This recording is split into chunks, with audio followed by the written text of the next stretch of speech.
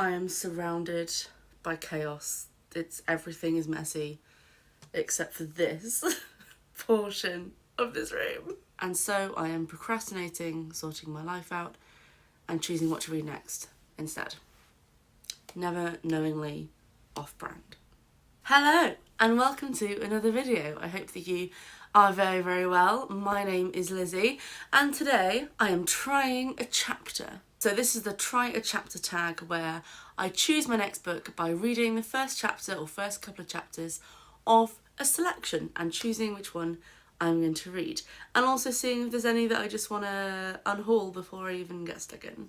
The theme for this particular try a chapter is that I'm picking my book for this month's Buzzword Reading Challenge.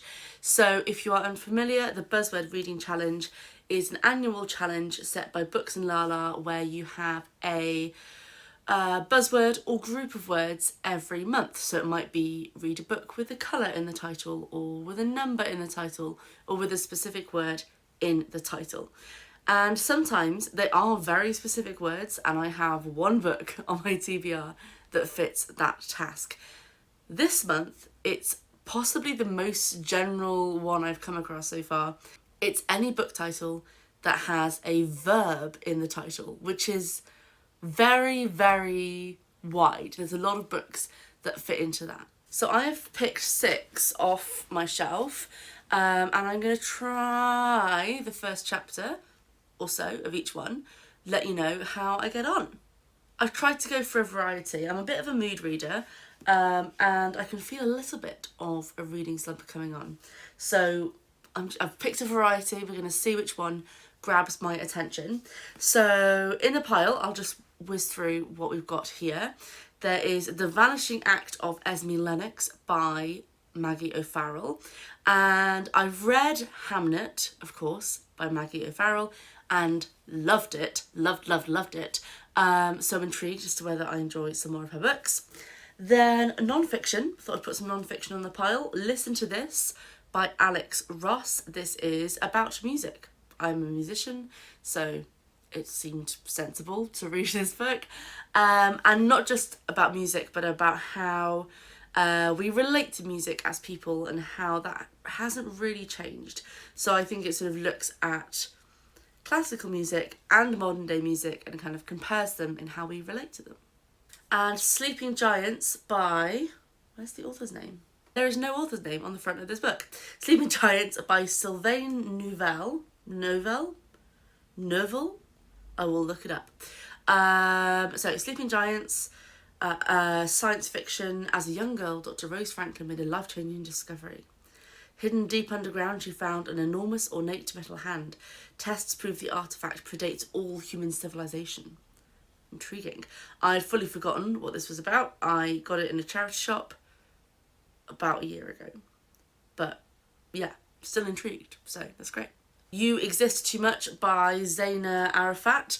I heard a lot about this when it first came out. It's queer, it's multicultural, all of my favourite things in a book. She Drives Me Crazy by Kelly Quinlan. This is a very recent purchase because it was in the works. What happens when 2 high school nemeses fall in love? And last on the pile is The Bricks That Built the Houses by Kay Tempest. I've read some of their poetry, but never some of their prose. So that is my pile. It's very precarious, hang on. So I'm going to start off with The Vanishing Act of Esme Lennox. So, Edinburgh in the 1930s, the Lennox family is having trouble with its youngest daughter. Esme is outspoken, unconventional, and repeatedly embarrasses them in polite society. Something will have to be done. I'm in a very dramatic mood today, if you couldn't already tell. Years later, a young woman named Iris Lockhart receives a letter informing her that she has a great aunt in a psychiatric unit who is about to be released. Iris has never heard of Esme Lennox, and the one person who should know more, her grandmother Kitty, seems unable to answer Iris's questions. What could Esme have done to warrant a lifetime in an institution? And how is it possible for a person to be so completely erased from a family's history? I will let you know how I get on in a chapter's time. We have reached our first obstacle, which is that this book does not have any chapters. I read the first 27 pages. I feel like that was like a chapter equivalent. There's a line break there. And very much enjoying it. I would have kept going if I hadn't been like, I have to read more books in this time. One of the things I really enjoyed about Hamnet, which is here as well, is this kind of pulling at different threads of the story. You know, maybe the story started here, maybe it started here, kind of acknowledging all the different things that lead towards the point in time where the story is. So I thought that was a really intriguing way to start off, and we're meeting a lot of the different characters. Brilliantly written. It's a strong contender. Already a strong contender for the book I'm going to read. Next on the pile we have some non-fiction. We have Listen to This. And I'll give you the sort of overview of the blurb.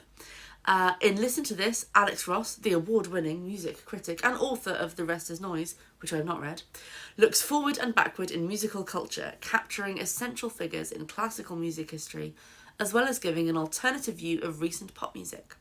From his own first encounter with classical music, to vibrant sketches of Schubert, Verdi and Brahms, from in-depth interviews with modern pop masters such as Bjork and Radiohead, to the lives of a high school's music students, Ross shows how music can express the full complexity of human experience.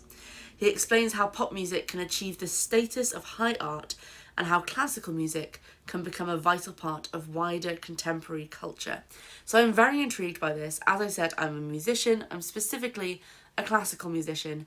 And one of the, I think, frustrations of many classical musicians is how to bridge that divide between, or so-called divide between genres of music, when a lot of very famous classical pieces live in the public consciousness, and classical music was the popular music of its day. So I'm hoping that this book will kind of help to connect those two worlds, and I will let you know in a chapter's time.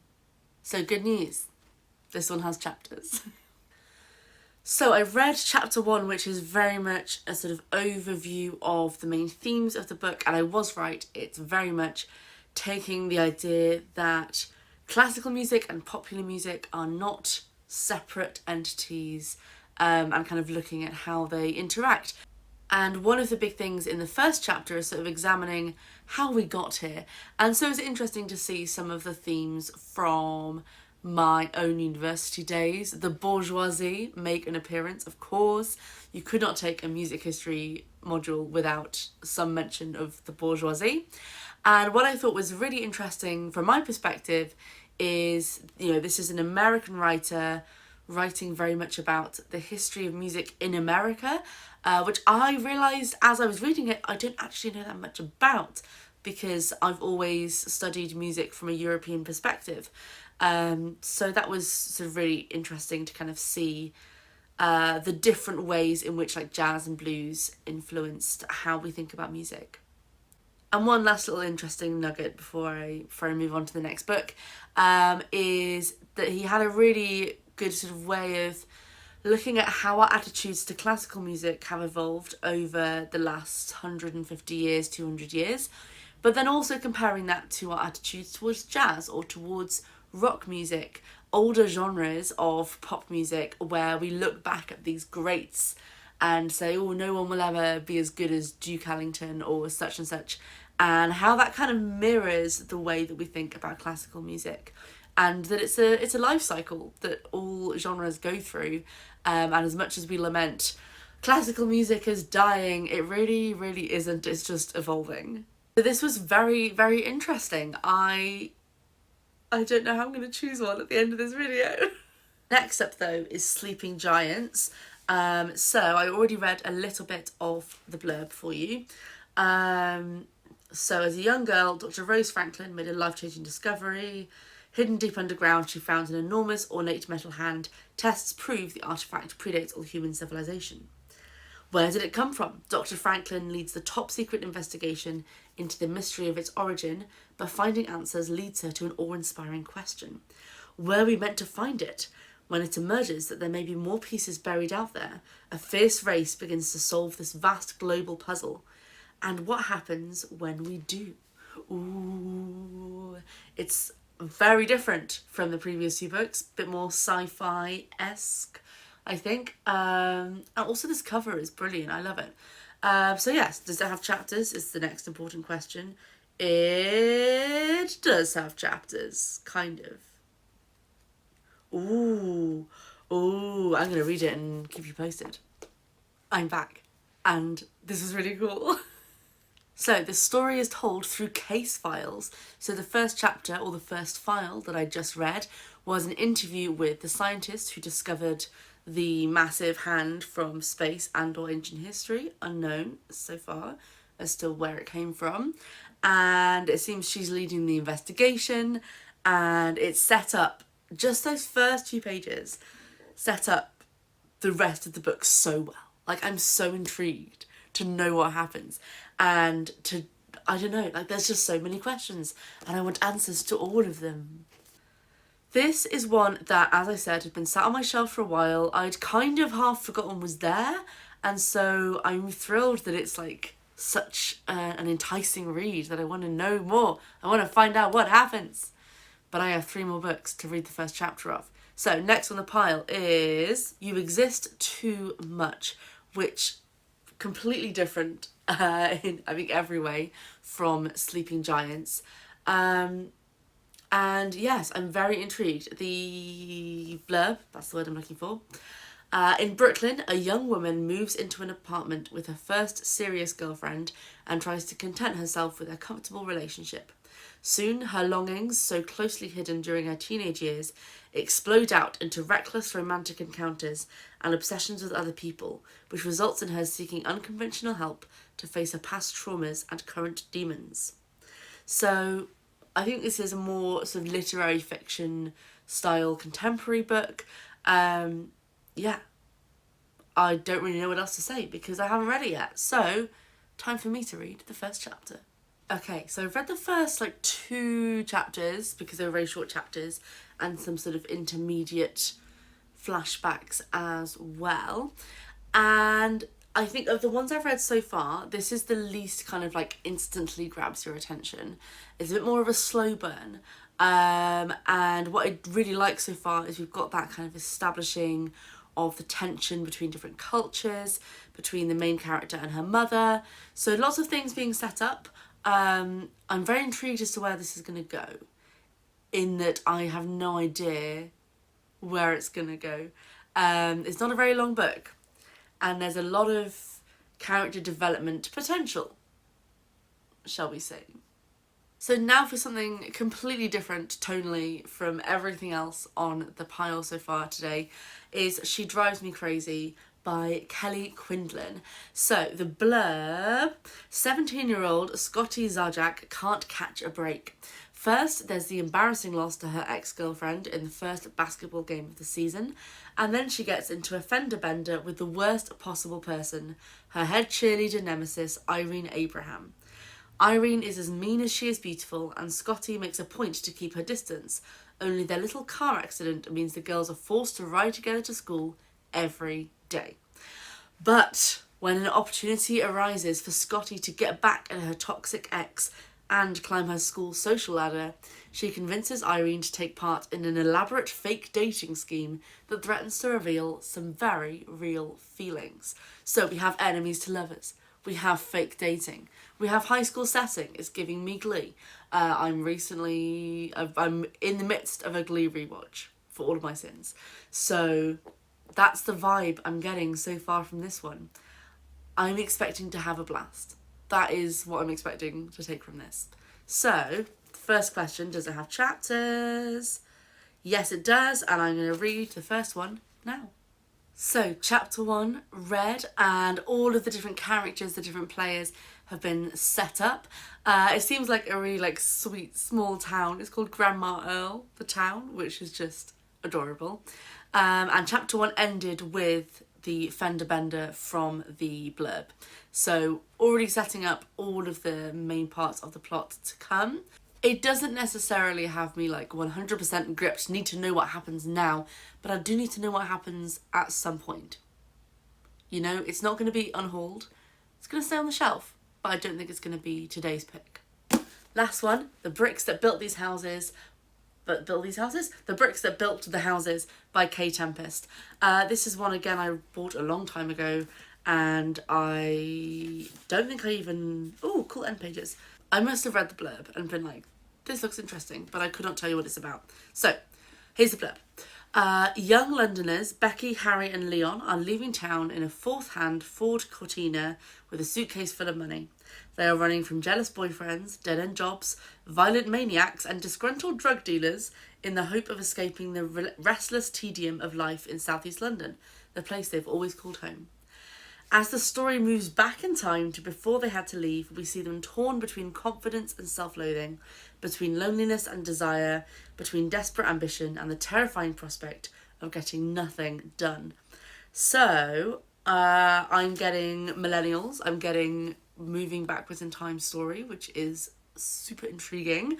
And I feel like I should show you these end pages because it's like a little aquarium. Isn't that cute? I don't know if you can see it very well. There's just one little fish on this side and a shark and fish, bit of a fish tank on this side. Is it the same on the back? It is the same on the back. So there we go, we found some nice end pages. Next question, of course, does it have chapters? It's a tentative yes. It's definitely yes. It does have chapters. They're not numbered, but I'll read the first one anyway. Here we go. Okay, so because the second chapter is very, very long, I only read a sort of introduction chapter which introduced the three main characters and sort of started to set some of the tone as to why they had left. And I'm definitely intrigued. I think this is one where I need to be on holiday and have an afternoon to just curl up in an armchair and read it for hours on end. It's not going to be a dipping in and out one, which is what I kind of need at the moment, because I've got a few busy days ahead of me. So this one is going back on the shelf, but not forever, just for a while. I think there's a pretty obvious winner out of these books. There is one that I was just so grabbed by from the very, very get-go that I cannot wait to find out more, and that is Sleeping Giants. So I'm going to be reading Sleeping Giants for my February Buzzword pick, and I will let you know what I thought of it in my February wrap-up, which will be a week on Friday. So, Friday the 3rd of March, because you might be watching this any day. So a smooth segue, you should subscribe so that you can see my February wrap-up. And I'm doing my wrap-ups a little bit differently this year. And I'm ranking all the books that I read. So we're going from my least favourite to my favourite book that I read in the month. So make sure to subscribe if you want to see that. Give this video a like if you enjoyed it. And let me know if you've read any of the books that I tried out today. What were your thoughts? And what are you reading for the Buzzword Reading Challenge this month? Thank you so much for joining me, and I will see you next time. Ta-ra for now.